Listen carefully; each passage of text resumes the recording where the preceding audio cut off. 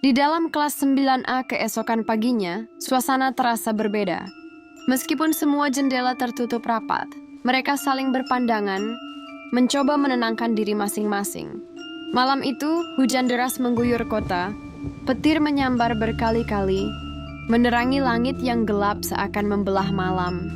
Sekolah tempat Rina dan teman-temannya belajar, SMP Negeri 4, tampak sunyi dan mencekam dalam kilatan cahaya, sesaat sebelum kembali ditelan kegelapan.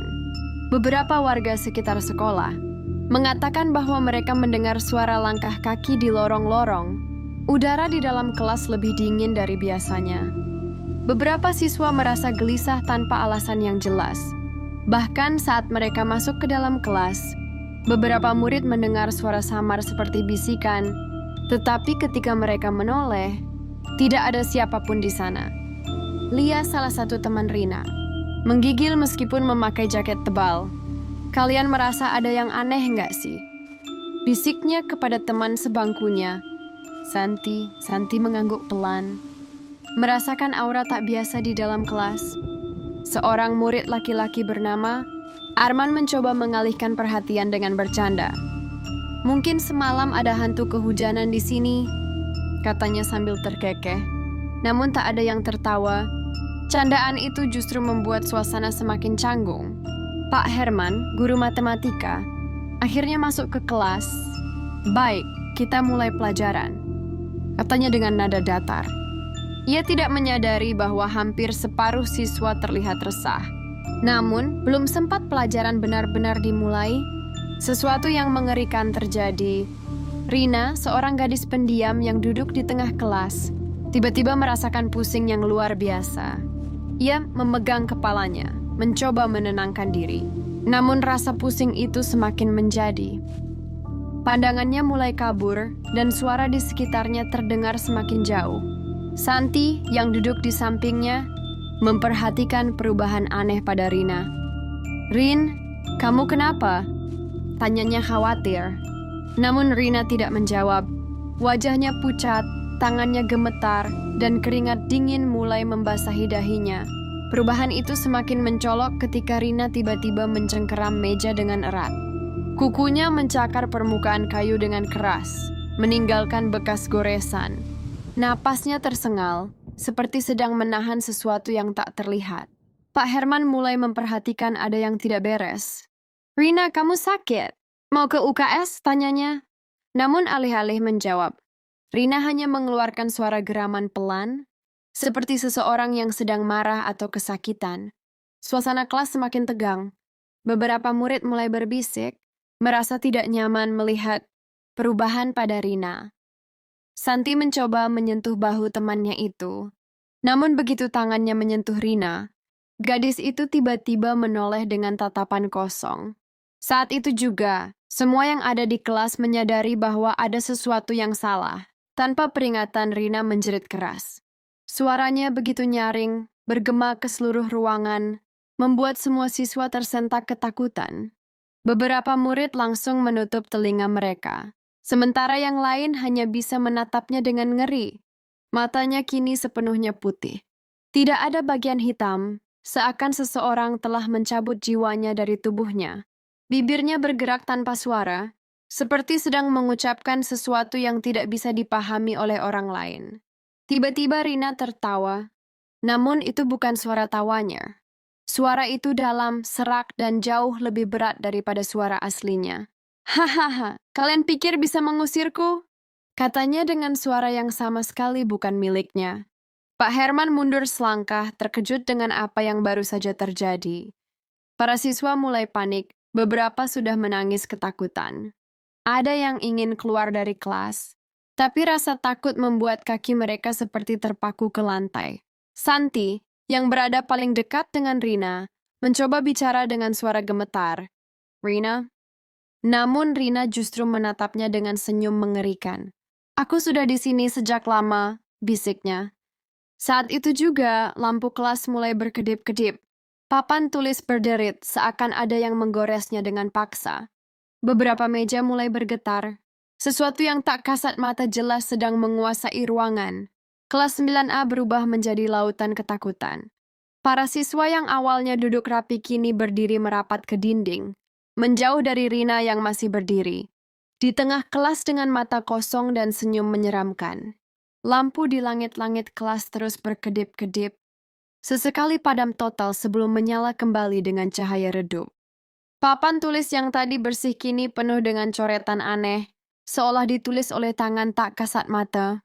Beberapa meja bergeser dengan sendirinya, menimbulkan suara berdecit yang membuat bulu kuduk merinding.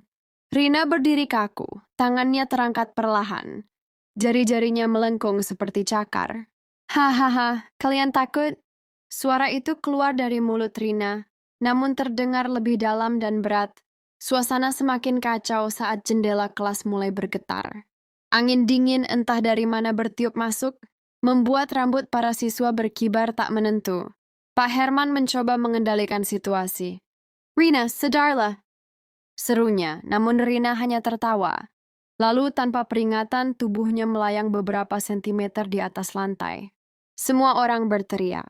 "Ini tidak mungkin," bisik Santi dengan suara tercekat. Tangannya mencengkeram lengan baju Dani yang berdiri di sebelahnya. Dani, meskipun ketakutan, mencoba berpikir jernih. Ia merasa ini bukan sekadar gangguan biasa. Saat itu, suara geraman terdengar dari sudut kelas. Sebuah bayangan hitam mulai muncul di pojokan, samar-samar membentuk siluet seseorang. Namun, wajahnya tidak terlihat. Hanya kegelapan pekat yang menelan ruang di sekitarnya. Satu persatu siswa mulai menjerit ketakutan. Beberapa mencoba mendobrak pintu kelas, namun seperti ada kekuatan tak terlihat yang menahannya tetap terkunci. Pintu itu tidak bergerak sedikit pun, meskipun mereka sudah menarik dan mendorongnya dengan sekuat tenaga. "Pak, kita harus keluar dari sini!" seru Arman, wajahnya penuh keringat dingin. Pak Herman, meskipun ketakutan, berusaha tetap tenang. Ia tahu kepanikan hanya akan memperburuk keadaan. Namun bagaimana cara mengatasi hal ini? Di tengah kekacauan, Rina menoleh ke arah mereka. Matanya menyipit dengan penuh amarah. "Kalian tidak bisa pergi. Kalian milikku!" Suaranya menggema di seluruh ruangan, membuat beberapa siswa langsung menangis. Dani menggigit bibirnya. Ia ingat pernah mendengar cerita tentang roh jahat yang menghuni bangunan tua. Apakah ini salah satunya? "Kita harus melawan!" bisiknya kepada Santi. Namun bagaimana caranya?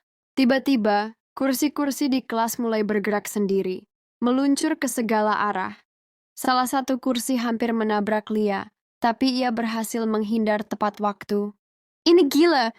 Kita akan mati di sini!" jeritnya. Saat itu, sesuatu yang lebih mengerikan terjadi. Bayangan hitam yang tadi samar kini mulai bergerak ke arah mereka. Bentuknya semakin jelas, seolah sedang berjalan perlahan dengan niat jahat. Di tengah kepanikan, Pak Herman mencoba membaca doa. Suaranya bergetar, tetapi ia tetap berusaha. Namun begitu ia mulai melafalkan doa, Rina justru menjerit kesakitan. Tangannya mencakar udara, seolah ada sesuatu yang membakar tubuhnya dari dalam. "Kalian berani?" Suara dari Rina menjadi lebih kasar, hampir seperti geraman binatang buas. Tubuhnya bergetar hebat, dan ia mulai merangkak ke arah Pak Herman dengan gerakan aneh, seperti lipan besar. Dani tidak bisa tinggal diam. Ia meraih botol air mineral dari dalam tasnya. Dengan tangan gemetar, ia membuka tutupnya dan membaca ayat suci di dalam hati. Ia pernah mendengar bahwa air putih bisa menjadi air suci jika diberkahi doa. "Dani, kamu mau ngapain?" bisik Santi ketakutan. Namun Dani tidak menjawab. Dengan keberanian yang tersisa, ia berjalan mendekati Rina dan menyiramkan air itu ke wajahnya. Begitu air menyentuh kulit Rina, ia menjerit lebih keras daripada sebelumnya. Tubuhnya berkedut dan ia terjatuh ke lantai. Lampu-lampu berhenti berkedip, meja dan kursi yang tadi bergerak tiba-tiba diam. Bayangan hitam yang tadi mendekat kini perlahan menghilang, seolah tertelan oleh udara kosong. Untuk pertama kalinya dalam beberapa menit terakhir, kelas menjadi sunyi. Semua orang menahan napas, menunggu apa yang akan terjadi selanjutnya. Rina terbaring di lantai, tubuhnya lemas dan napasnya tersengal. Semua mata tertuju padanya, menunggu apakah ia akan kembali bangkit dengan kengerian yang sama, atau apakah semuanya benar-benar telah berakhir. Pak Herman berlutut di sampingnya, mengecek nadinya. Dia masih hidup, katanya pelan. Ada kelegaan di wajahnya tetapi juga ketakutan. Ia tahu sesuatu yang jahat baru saja meninggalkan tubuh gadis itu. Dani masih menggenggam botol air yang sekarang kosong. Tangannya bergetar, namun ia merasa lega. Aku hanya ingat kata nenekku. Roh jahat tidak suka dengan doa, gumamnya. Beberapa siswa mulai menangis lega.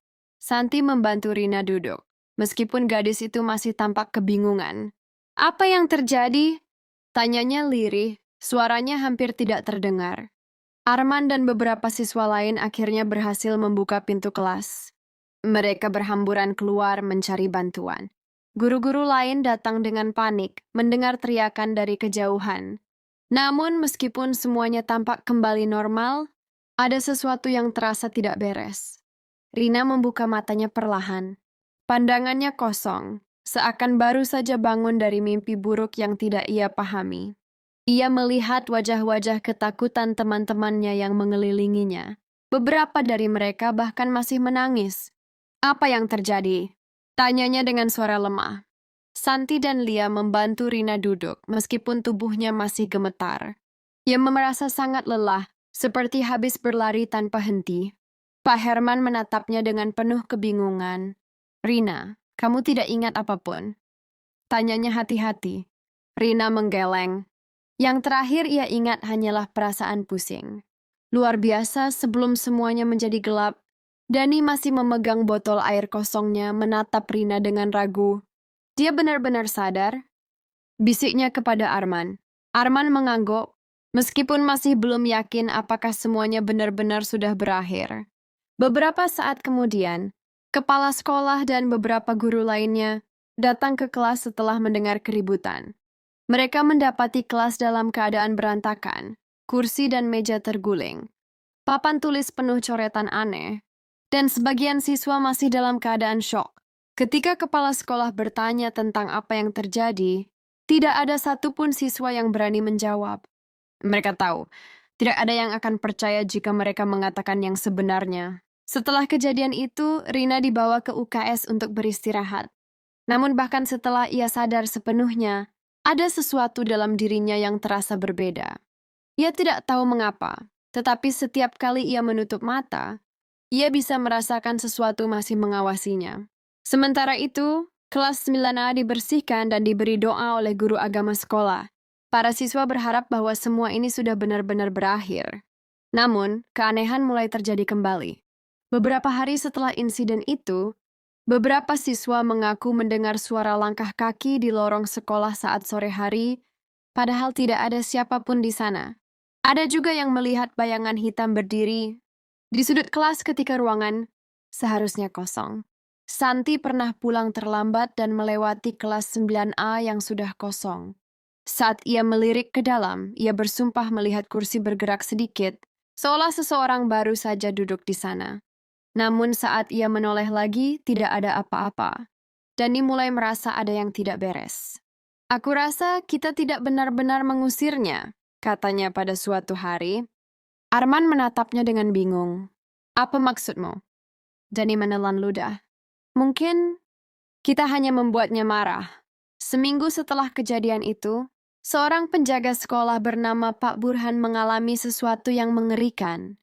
Ia sedang berkeliling memeriksa sekolah saat larut malam ketika mendengar suara berbisik dari dalam kelas 9A. Jangan tinggalkan aku. Suara itu terdengar sayup-sayup, seperti berasal dari seorang anak kecil. Pak Burhan menelan ludah. Ia tahu seharusnya tidak ada siapapun di sekolah saat itu.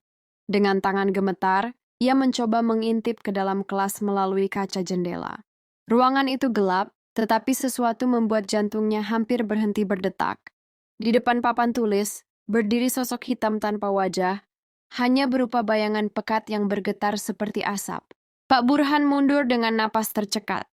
Saat ia hendak berlari, suara berbisik itu berubah menjadi jeritan nyaring, menggema di seluruh lorong. Seketika lampu di koridor mati, meninggalkan sekolah dalam kegelapan total.